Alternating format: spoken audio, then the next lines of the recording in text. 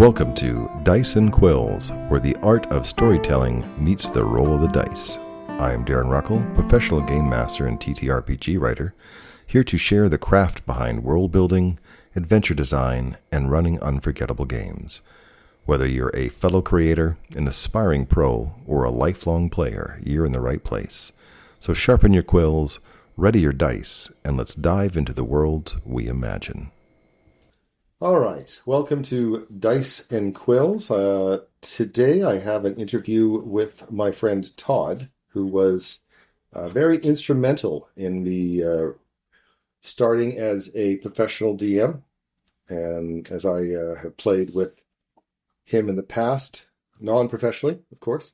And he not only was my first player setting up, joining the first game I played, but also helped me in creating my first RPG on adventure on DM's Guild. So welcome, Todd. Thanks for taking some time out to do this. Hello, and yeah, no problem. It's a pleasure talking with you, even if I'm a bit nervous. That's okay. I'm not a big star yet. So I do have a list of questions that I sent to you before. So why don't we dive in? My first question for you is, how did you first get into tabletop RPGs? And what was your first game? My first game was Advanced Dungeons & Dragons, the original first edition, with the original first edition covers. I had just moved to BC from Alberta. I was going into grade 3, and the next door neighbor, they had kids similar age to my family. I had two sisters living at home at the time, and myself. The gentleman who I started playing with was a little bit about 3 years older than me, which was a lot more of a deal when you're only in grade 3. But they had played Dungeons and Dragons, and I got invited to play, and really played for as much time as I possibly could from that point on, as I very much took a immense liking to tabletop RPG. Yeah, I understand. Grade 3 was kind of when my elementary school teacher had a half-hour time of reading every day, and the first book he read to us was The Hobbit. So I remember having The Hobbit read to us in school as well. It was excellent. Yes, so that definitely got me hooked. For me, it was the red box, so not quite advanced D&D, but my father bought both me and my brother this new fandangled Dungeons and Dragons game in the that was the Moldev version, and that's when we played. I mean, heck, we're using Star Wars figures as our figurines and stuff like that. Yeah, early on, using of figurines, I used D10s because they had a pointing direction if you laid them flat, and you could number them 1 to 10, so you knew which enemy was which. Hey, that makes sense. Damn it, I didn't do that. That's a great idea. Do you remember how we met and how we started gaming together? We met through you were introduced to the gaming group that I was involved with at the time. They knew you outside of the game, and you came in, and the most important thing I remember is that you were willing to GM. And as I absolutely hate GMing, though I think that everyone should at least try, I was very happy to have someone who was good at GMing and actually enjoyed it. Yeah, I remember the day. It was my now ex-wife they introduced because she was very protective of the gaming group that you were in. And she was like, well, you can come in as a trial. And yeah, there we go. And then and the person I was actually playing someone else's character, Red's character, who and it was who was DMing? It was Al, probably. It was Al that was DMing. So it was a trial for me. I had to play a character for a little bit, but Red never did come back. So eventually, yeah, you're right. I started taking over as a DM because I much prefer DMing over playing, and I think everyone there was like, "Sweet." Yes, very much so. In general, for the hobby, it's harder to find people who prefer to GM. Some people are really good at it, but don't particularly enjoy it as much. I'm definitely in the camp of I prefer being a player. Well, good. I need those. I need people that want to play. So what kind of characters do you gravitate towards playing and why? Um, Generally, when I'm playing in a group setting, I try to find out what everyone else is playing and then fill in a niche role that's not currently being taken. But if I'm in for characters I like have a concept. So, an example would be I had a GURPS character who was a martial artist in a fantasy setting, and she came from a faraway land, and she had really bad luck because GURPS uses advantages and disadvantages, and I used one of those to give her really bad luck, and her bad luck would spread to everyone else, and she was captured by some slavers and brought away to a far land, and because of her bad luck, there was a shipwreck, and she woke up on a foreign shore. So I had this concept of exactly who this person was, and I could play that person. Those are the characters that I remember the best and have the most fun playing. But I also don't mind playing we need a generic frontline fighter. Okay, I can do that. I try to always have some sort of thing about a character, though, that I can focus on. Some sort of touchstone, as it were. Yeah, I understand that for sure. I mean, when I play a character, which is rare, but they have to have character. Damn it, I can't do the generic stuff either. It's Your difficult for characters me. have always had character. I was just thinking about both your summoner that you played in my Kingmaker game, but the Shattered Star adventure path that we started, where you had that goblin who just showed up and no one knew. Like, is he part of the group? Did he get Gatling. invited? And it's like no one. You were DMing as well, but Yeah. no one knew. Like, is this guy supposed to be here? Well, I guess so. We'll just let him come along. And Yeah, that was the actually Goblin quite Gatling. yeah, that was quite entertaining, I thought. Oh, good. Good. I try not to play a character when I DM, but that one was particularly fun. I won't lie. So when I did start taking over as DM, was there anything different about what I did even back then compared to the other DMs? Uh, I would say that early on when you're DMing, one of the things that I noticed is, unlike some DMs I've had, you were quite happy to make a ruling on the spot and just go with it. And then if someone looked up the rule later, we would just say, okay, from going forward, that's how it is. And I really like that because if you got people like, especially me, who's a bit of a rules lawyer, it can really slow the momentum of a game and just suck all the energy out of it. For me personally, other people might consider that to be very important, but for me, a simple ruling that kind of makes sense in the moment, that's the type of thing that I think that early on as you did things, that was very refreshing to see. Now, conversely, as you're now a professional GM, you tend to know what you're talking about rules wise. So we don't see that as often. But yeah. Except in Pathfinder 2.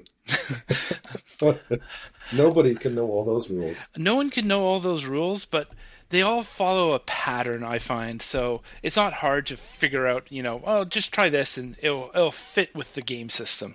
Yeah, agreed. Yeah, agreed. I think even Mark Cypher has to look up rules sometimes.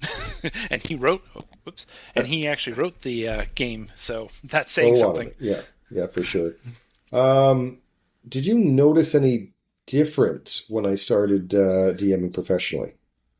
When you started DMing professionally,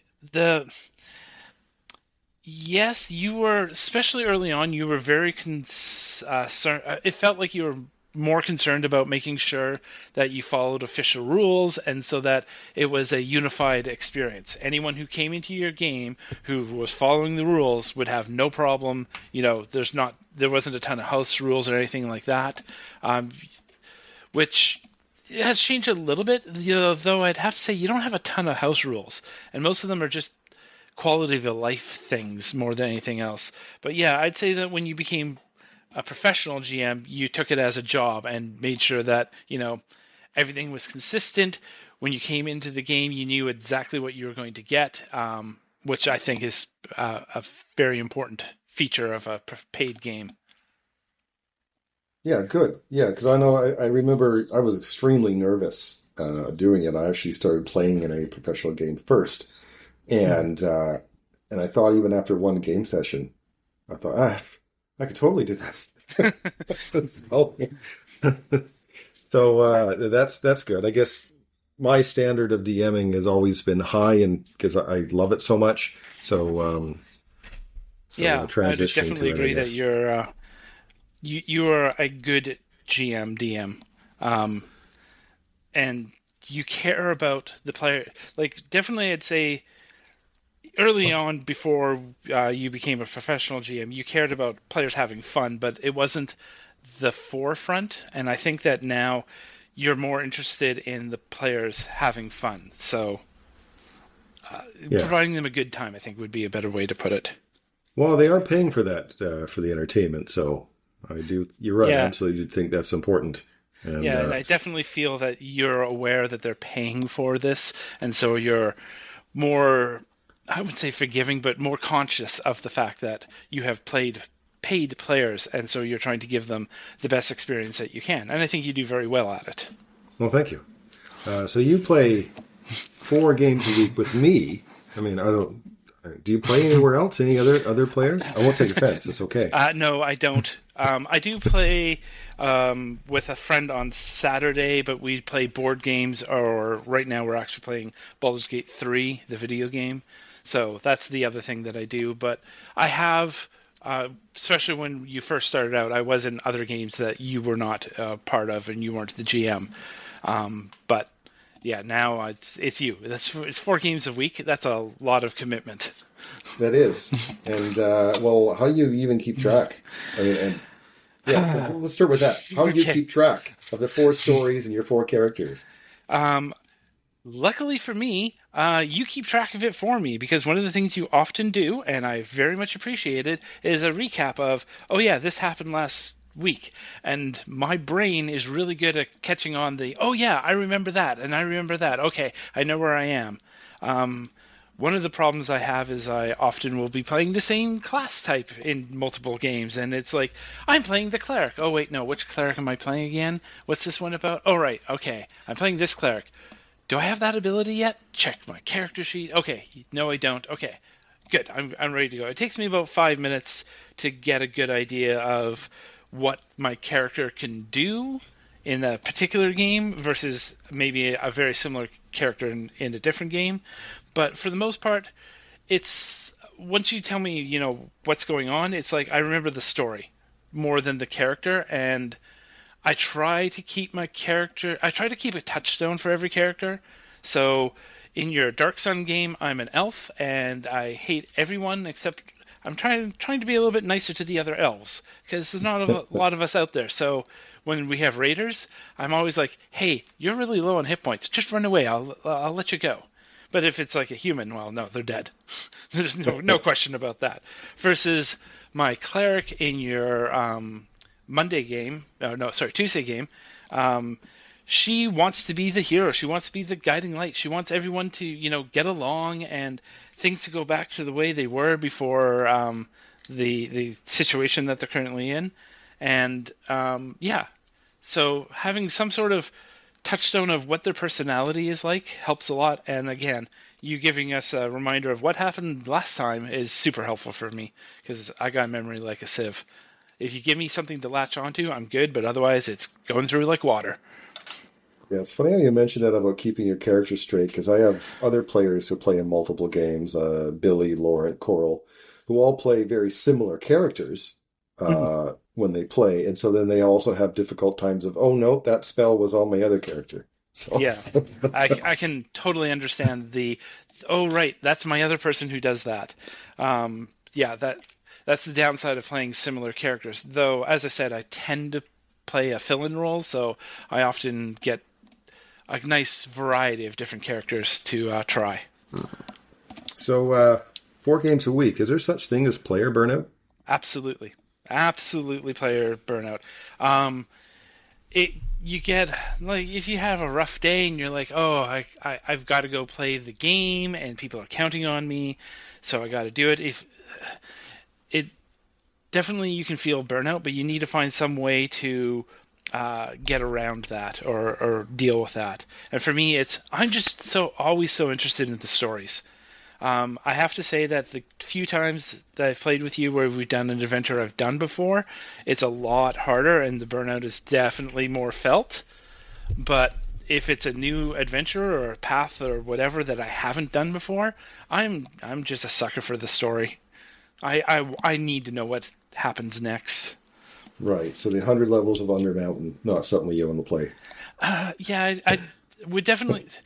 If there was a good story attached to it that was engaging, like the Pathfinder one, not Trouble Under Tory. What's the one? The level 1 through 10 one that we just did recently. Abomination Vaults. Abomination Vaults, yeah. The first time going through Abomination Vaults, definitely had a ton of fun. It was very interesting. It was neat. Second time going through it, even though it was a different system, so that kept me interested in this is how they did that versus how they did it the first time. But because I knew the story completely, it was less interesting for me. And it was more, I need to focus on something that can catch my attention, which in that case was, oh yeah, I remember this, and this was a lot more difficult in Pathfinder than it was in 5e. That's right. Like that bird. I hated that bird in the Pathfinder version. Yeah, death birds. So you helped edit the Moonshade Adventures, the first adventure book that I put out. What was it like editing it, going through, and so you knew the whole story or whatever by how it was on paper, and then you played it in the game that I ran. That adventure. Like, how was that going from the creative side of seeing everything into it being in play? It was interesting in that the early bits of the adventure, I remembered editing it more than the later bits. I think when I got into more editing of it, my brain was more like I am looking at words and sentence structure versus I'm looking at what the story is. It was a bit of a disconnect there when I was doing the editing. So initially it was like I'm reading a book, and then it was like later on it was like I'm looking at words and making sure they all make sense and they're written out on the page the way that they should be.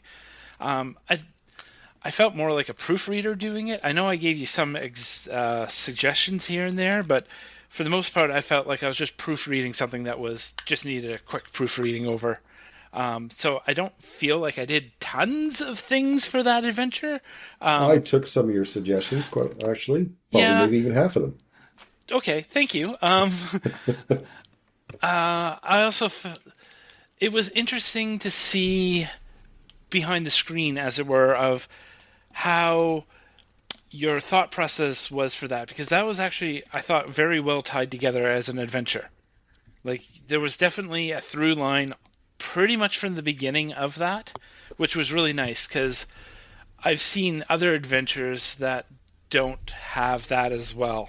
A great example of that would be the D&D adventure in the 10 Towns. The beginning of that, it seems completely unconnected, other than the background, but the actual going out and doing things felt really disconnected.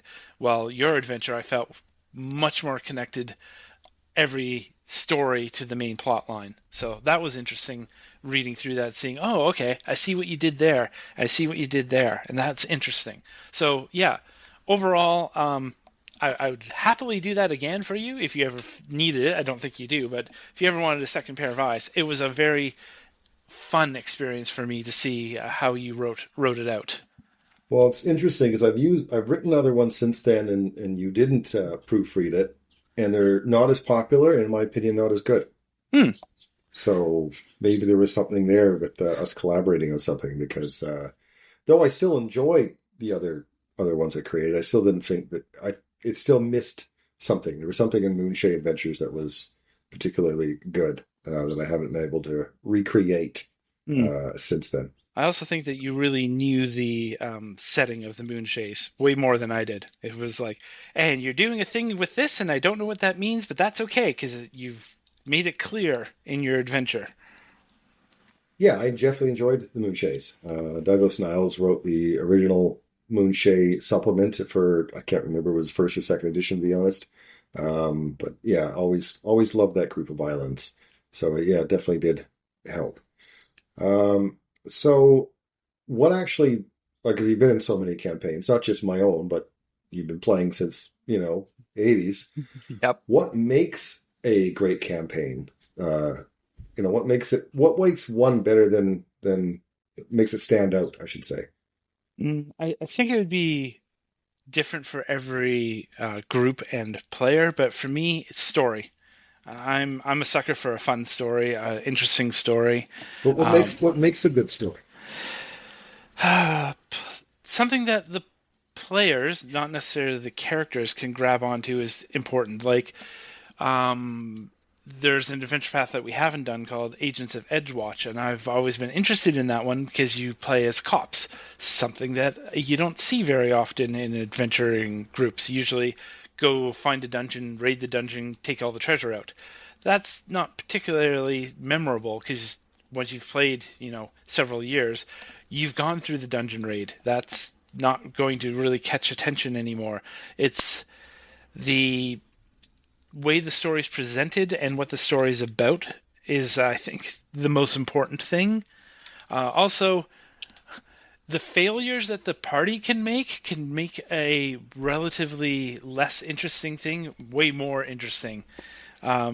When someone epically fails at something and it has a fun outcome, not just like, oh, I epically failed. Okay, well, now you're dead. That's boring. But you epically fail and this causes this to happen. That's very interesting, as well as putting the characters in situations that are not the standard fare. It will make things stand out simply because it's different. Yeah, okay. So it does kind of so it really also means that the players you are playing with kind of help in a good campaign as well. Absolutely. There's different style of players, and that's fine, and that's all good. But I tend to have more fun in an adventure where there are more active players, people who are pushing the storyline forward, who are engaging with the NPCs, and that sort of situation. I have more fun with that. First time I played with Billy, we were both two small characters, like in stature, and it was very fun because we were like discussing as a sideboard of, oh, you should do this because of this, and that was quite interesting. I didn't know Billy at all at the time, but No, that was the second professional game that I ever ran was when yeah, Billy joined. So yeah, and that was again, I found that super fun, and it was memorable in that even though the story was great too, I enjoyed it a lot. In fact, I enjoyed it enough that I played more than once in that with you. But the interaction of the players when they're engaged is something that I think makes things more memorable and therefore more enjoyable for me. Some people really just want to build the most powerful character they can, and that's their fantasy that they enjoy. All the power to them. But for me, I like more of what the characters acted like versus what they could do. If that makes oh, sense. it definitely does, totally does.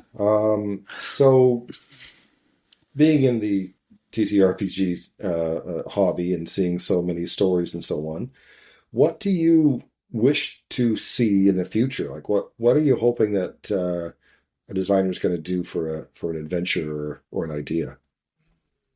There is a novel. There's a book novel series called X-Wing for the Star Wars setting, and they have what I think would be an excellent story plot line that could be transplanted in that you have some hotshot pilots and they do some, space fighting, and then they also do some infiltration, and they have like a long-term goal. And every time I've gone through that series reading it, I'm always like, this is the blueprint of what a good adventure should be.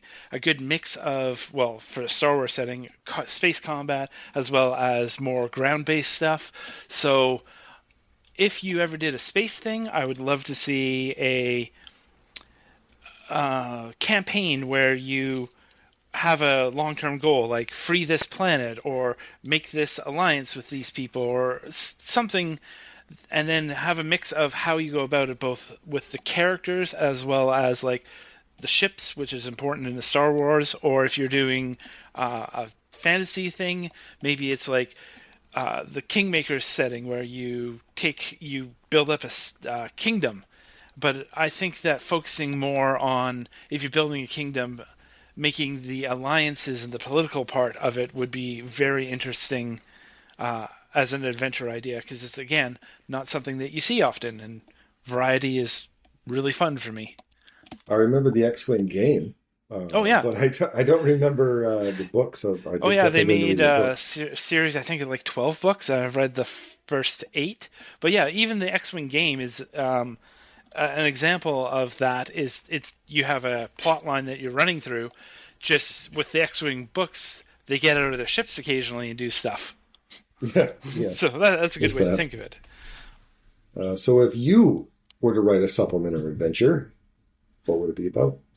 Well, I've talked to you about this before, just to make that said, but noodling around in my brain recently was um, a throwaway bit of the Dungeon Master Guide, which says that if you put a portable hole in a bag of holding, rifts open and people get sucked into the astral plane. And I'm like, well, what happens? What would it be like if you started a campaign where that happens to the players at level 1? And then I'm like, okay, so they're in the astral plane. That's interesting way to start. And then I was thinking there was an old TV show that Canadians might remember called Sliders, and they would jump around from different area to different area, solving problems, kind of like Quantum Leap, the same sort of idea, except they were doing parallel worlds. And I'm like, well, give them a MacGuffin that can let them move to different areas and build upon this idea of, okay, this really powerful wizard gave you this thing, told you to protect it. You go around, and then I was like, oh, you could go to different planes. That would be interesting because you get a variety of things to see. And then I was thinking recently about it that what if the ending is the players mistakenly think they have to fix this large machine that MacGuffin brought them to, and just when they finally fix it, the initial wizard that they met comes back and he's totally freaking out, like, why did you do this? They're like, oh, we totally fixed it for you. I'm the one who broke it, you idiots. And have it so that the players are technically the bad guys without being bad. I thought that would be an interesting twist. It might be hard to pull off, but probably beyond my abilities, to be honest. But I don't know someone if that like would be you, a. oh, Oh, sorry. I don't know if that would be a D&D game or more like a GURPS game, especially if you can go into different Yep. settings, like completely different genres or whatever. Yeah. I mean, it could be done in D&D. I mean, Yeah. there are. You could jump around in the different world settings, which you've done before, Yeah. through the, what was that adventure path? Something about Sigil or something like that, or about Vecna. Oh yeah, yeah. That wasn't one I wrote, but that was the one of the most recent ones that WotC came up with. Yeah, Yeah, where you start at level 10 and and went around the different parts, different I thought it settings. was interesting, although I did feel because they're trying to shove so much in, it was a bit rushed for each place. And I think that it could have been stretched out a little bit more to give it a little bit more of the world feel.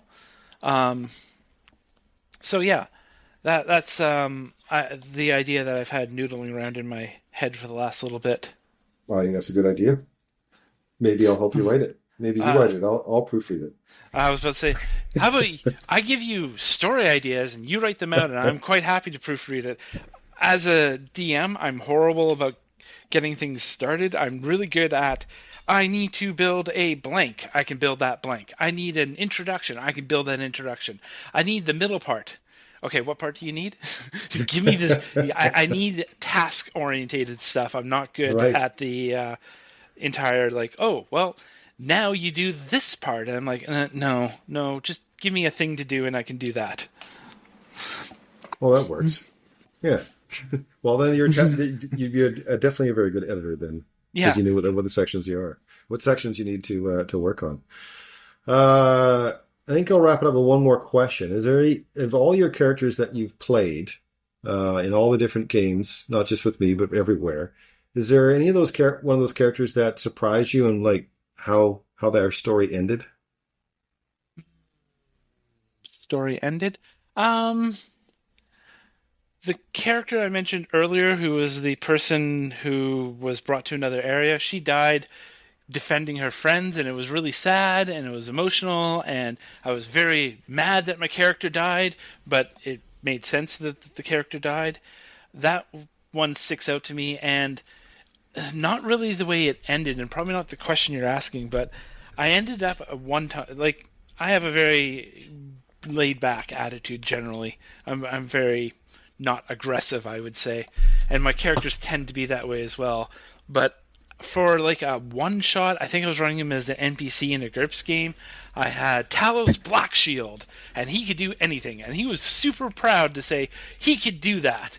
And it's like, you've got a crossbow? He's like, yeah, I'll take that out of its wrapping because I've never used it before. I'm an expert with this.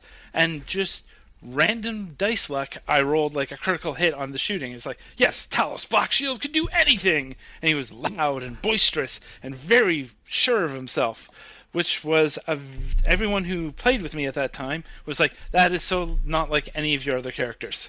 And I was like, yep, that's because I'm not the boisterous, rah, rah, rah type person. So it was fun to play. I don't think I could do it all the time because it was also very draining to play someone that's totally against your type, but it was fun. Yeah, I think as a one-shot, it would work well, too. Sorry, what was that? No, I have some campaigns are like that sometimes, draining. Yeah. Like whenever I run a Curse of Thrad campaign, by the end of it, it's like I need a break from that for quite some time. Definitely draining, for sure. All right, well, we'll wrap it up here. Thanks very much for taking some time out of your day to come talk to me online. Yeah, it was all my sharing pleasure. Your stories with everyone, so I appreciate that. Hopefully they were helpful, enlightening, entertaining, I don't know, but hopefully one of those. Yeah, we'll see how many likes we get, right? And how many comments.